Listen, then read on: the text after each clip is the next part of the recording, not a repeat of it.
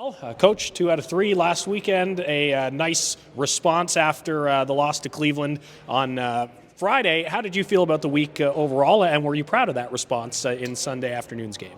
Very proud. Obviously, down some bodies, so the guys that were in the lineup played extremely well, and to win the week was good. That's what we try to do every week. So, give up those 2 points on the Friday night, but I like the response, and obviously to get the win Sunday was a good way to end the week.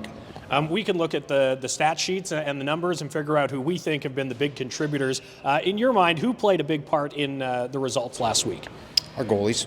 Our goalies have been our best players every night, so that's been key to us. But I mean, certain guys stepping up, like Angus Crookshank having to go play center and doing a really good job. I thought that line, him and Sokolov and Smeko, was real good with him, uncomfortable in an uncomfortable position. And then a guy like Matthew Boucher coming up from the ECHL to center our third line and get some pretty big minutes for a call-up guy, I thought did well. So, everybody contributed in that win. I thought the ice time was pretty equal, so it was truly a team win. Obviously, you're without a couple bodies again with the Sens in Sweden.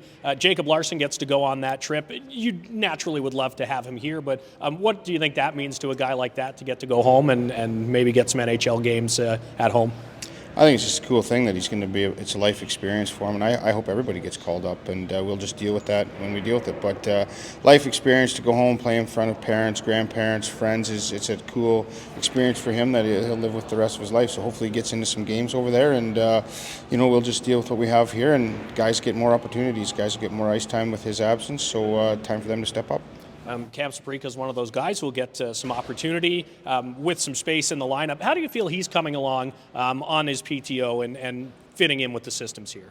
He's good. I think Cam's strength is his skating and his skill set. So, I mean, when you can skate, usually you can play. So, the game's a little bit faster, a little bit more structured than I think probably in the ECHL. But he's had some good practices with us and he's got into a couple games and the minutes keep increasing. So, as long as he, plays within his limits and uses his skill and his instincts, he's been fine. What's the mindset like as a group heading into another busy week? Obviously, big divisional game here tonight, and then you got a couple teams from outside the division later on in the week. Don't worry about next week. Don't worry about Friday. Worry about tonight and get tonight's game. Like you said, divisional game. Usually, how the series goes against Laval and Toronto indicates if you're in the playoffs or not. So we know the importance of this one, and just worry about who we got tonight and who's in our lineup tonight, and try to get a win. With that in mind, what are the keys to get past a Rocket team that struggled a little bit out of the gate but seems to have turned things around of late? Yeah, they're coming off a couple big wins out in Manitoba, but you know what?